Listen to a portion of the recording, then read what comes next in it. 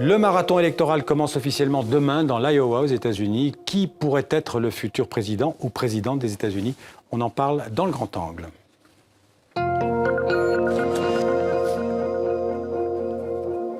Deux invités pour ce grand angle. D'abord, Laurence Nardon, bonsoir. Bonsoir. Laurence Nardon, vous êtes responsable des programmes États-Unis et Canada à l'IFRI, qui est l'Institut français des relations internationales. Et puis, Elisabeth Guedel est avec nous par Skype depuis New York. Elle est notre correspondante à New York. Bonsoir, Elisabeth.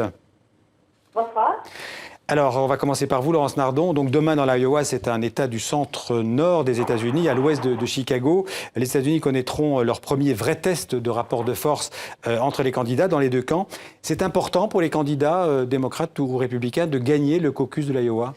C'est assez important parce qu'en réalité, ceux qui gagnent en premier créent une dynamique autour de leur nom, autour de leur candidature, qui détermine en partie la suite des événements. Même s'ils ne sont pas toujours élus au final, hein, non, ou en tout cas choisis par leur parti. Mais mettons qu'une victoire dans l'Iowa demain, et puis ensuite dans le New Hampshire le lundi d'après, etc., dans les premiers États, crée une dynamique qui est positive pour ceux qui gagnent.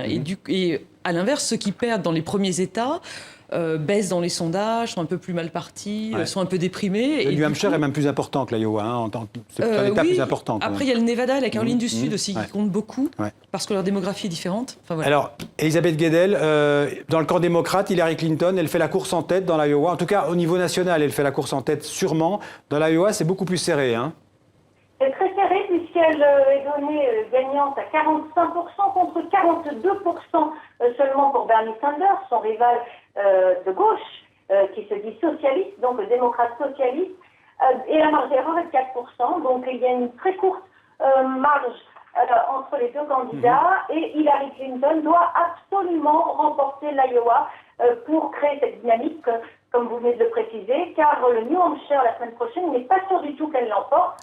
Bernie Sanders est sénateur du Vermont, et donc un État qui est mitoyen au New Hampshire, dans la Nouvelle-Angleterre. Donc il est donné, lui, gagnant dans cet État. Donc pour Clinton, c'est vraiment très important de remporter l'Iowa. Alors, Laurence Nardon, du côté démocrate, il n'y a que 3 candidats, en fait. Il y a Hillary Clinton, il y a Bernie Sanders, et puis il y a Martin O'Malley, qui, lui, il est un peu pour la figuration. On se demande pourquoi il n'a pas encore jeté l'éponge. Il est à 3%.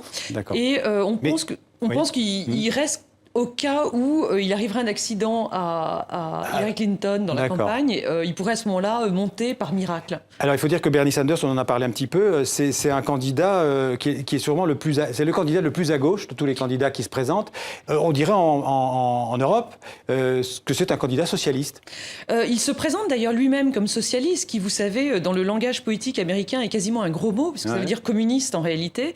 Et il ressemble effectivement à un social-démocrate européen. Alors il est assez âgé, il a 74 ans. Oui. Il peut gagner, ça vous paraît crédible? Jusqu'à présent, ça semblait très difficile, en tout cas dans l'élection nationale. L'élection nationale, c'est ce qui se passera à partir de l'été, lorsque les deux grands partis auront désigné leurs candidats. Après les primaires qui commencent demain.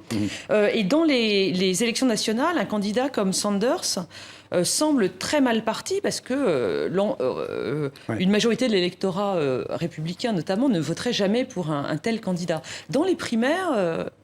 c'est plus partagé. On va demander à Elisabeth Guedel ce qu'elle en pense. Bernie Sanders, il a ses chances? Il a des chances dans les États du Nord. En revanche, dans les États du Sud, c'est beaucoup moins sûr. Il a un déficit d'électorat au sein des minorités, des hispaniques, des afro-américains. Là, Hillary Clinton arrive franchement en tête. Donc, il peut l'emporter dans les États du Nord, dans l'Iowa et dans le New Hampshire, dans la Nouvelle-Angleterre évidemment, mais ça sera nettement plus difficile à partir du Super Tuesday, où là les États du Sud commenceront à voter. C'est effectivement très critique pour lui. Laurence Nardon, un mot sur l'affaire des emails. On a beaucoup parlé des emails donc, Hillary Clinton, des emails du gouvernement qu'elle recevait sur sa boîte mail privée. Est-ce que ça pourrait lui nuire et l'empêcher de gagner? Lorsqu'elle était secrétaire d'État, effectivement, elle a commis cette erreur incroyable. Écoutez, jusqu'à hier, on pouvait penser que c'était à peu près terminé parce qu'elle a subi une audition au Congrès sur cette question en octobre, dont elle s'est très très bien tirée, réussissant à démontrer que en réalité, les Républicains s'attaquaient à cette affaire pour la faire chuter en tant que candidate et que donc ils n'étaient pas dans une démarche juridique très, très honnête. Donc elle s'en était très bien tirée. Mais coup de théâtre, hier, on a appris que le département de la justice américain allait ressoulever des points de droit dans cette affaire parce qu'il apparaît que certains des emails qui ont transité par cette boîte privée qu'elle avait, cette boîte email privée, auraient dû en fait être des emails classifiés et que donc il n'était pas, il était illégal qu'elle les fasse passer par une boîte qui ne soit pas du gouvernement. Alors on va voir comment ça fait rebondir l'affaire. C'est sûr que c'est une mauvaise nouvelle à la veille des caucus de l'Iowa. Alors, on va parler un peu du côté républicain. Pour l'instant, on peut dire que le lièvre de la fable, c'est Donald Trump, mais il est parti peut-être trop vite et trop fort. Je ne sais pas. Donald Trump, il est quand même très bien positionné. Tous les experts, moi la première, ont passé tout l'été à dire qu'il allait chuter dans les sondages de façon imminente. Et en fait, il n'a fait que monter dans les sondages. C'est vraiment un phénomène. Ouais. Alors, Mais vous le voyez arriver au bout, être désigné par la Convention républicaine ? Écoutez, en tout cas, sur les premiers États qui vont commencer à voter pour les primaires, l'investiture du Parti républicain, il arrive en tête. Cruz, le second, est quand même très loin, enfin, est au moins 10 points derrière dans l'Iowa, par exemple, si je ne me trompe pas, oui. Donc, on peut imaginer qu'il soit investi. Comment on explique sa popularité actuelle ? Alors, c'est extrêmement intéressant parce que franchement, le personnage de Trump, d'abord, quand on le suit, on est d'abord arrêté par la violence de ses propos. C'est quand même quelqu'un qui parle un peu comme le Le Pen des années 80, père des années 80, quelqu'un qui est très violent, très xénophobe, qui dit des choses incroyables.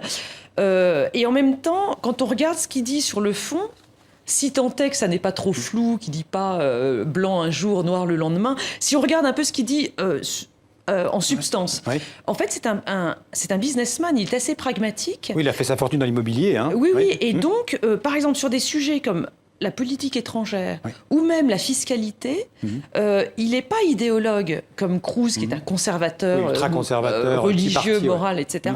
Il dit des choses qui sont même peut-être parfois assez modérées. Oui. On va demander à Elisabeth Guedel ce qu'elle en pense. Qu'est-ce que de Donald Trump, il peut aller au bout ?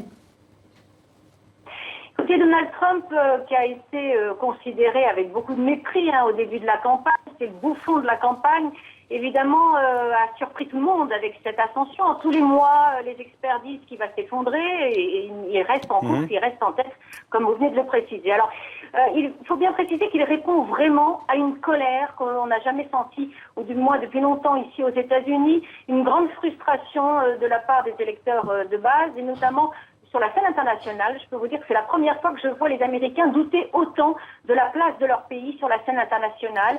Et évidemment, Trump promet de replacer l'Amérique au centre du monde, de négocier fermement avec la Chine, la Corée du Nord, avec la Russie. Donc, pour les Américains, c'est extrêmement rassurant. Pour eux, Barack Obama n'a fait qu'affaiblir les États-Unis sur la scène internationale.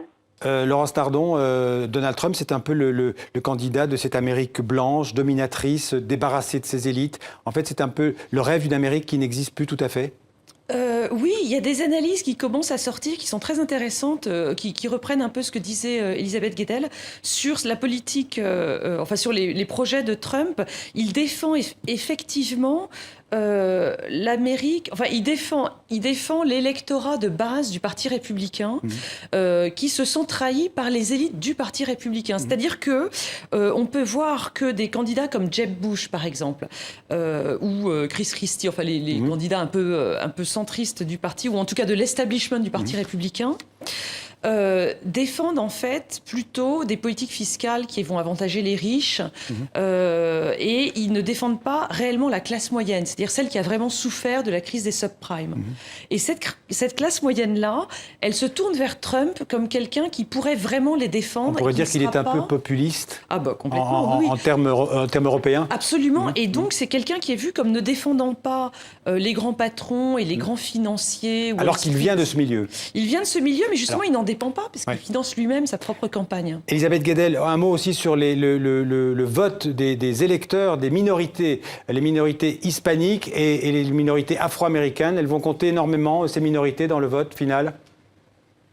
À gauche, très certainement, pour Hillary Clinton, comme je l'avais précisé. À droite, on se demande un peu ce que va faire la communauté hispanique. Plutôt, elle s'oriente vers des candidats comme Marco Rubio, qui pourrait donc créer la surprise. Lui, ce troisième homme de la campagne, créer la surprise et ressurgir. C'est un fils d'immigrés cubains. C'est un sénateur de Floride. Donc, va y avoir un report de voix, effectivement, tout sauf Trump pour cette communauté. Le poids est toujours très lourd. On le verra au Super Tuesday quand les États du Sud voteront à leur tour pour les primaires. Merci Elisabeth Guedel. Encore un mot, Laurence Nardon. En fonction du président ou de la présidente qui sera élu, ça pourrait changer la politique étrangère des États-Unis? Ah oui, tous les candidats, qu'ils soient démocrates ou républicains, ont un projet plus ou moins détaillé de politique étrangère. Hillary Clinton, qui semble quand même, qui est l'une des pressenties pour le poste final, est plutôt, on dit, faucon, une hawkish en politique étrangère. Elle veut rétablir un rôle sans doute plus actif. Un certain leadership américain, oui. Sans doute plus actif qu'Obama en politique étrangère. Trump, pour y revenir, lui est assez pragmatique. Donc il veut effectivement une Amérique forte et virile, un peu le Far West. Mais en même temps, il prévoit de négocier beaucoup et de faire et d'en avoir pour son argent. Il veut par exemple que les Européens ou la Corée du Sud financent plus qu'ils ne le font aujourd'hui leur propre défense. Merci Laurence Nardon. Pour tous ceux qui s'intéressent à ces élections américaines, je signale sur le site de l'IFRI, ifri.org, un article où vous répondez notamment à cette question: comment votent les Américaines? Parce que les femmes, évidemment, représentent plus de la moitié de l'électorat. Leur vote sera sûrement très important. Merci beaucoup d'être venu sur notre plateau et merci aussi encore à Elisabeth Guedel qui était avec nous en direct de New York.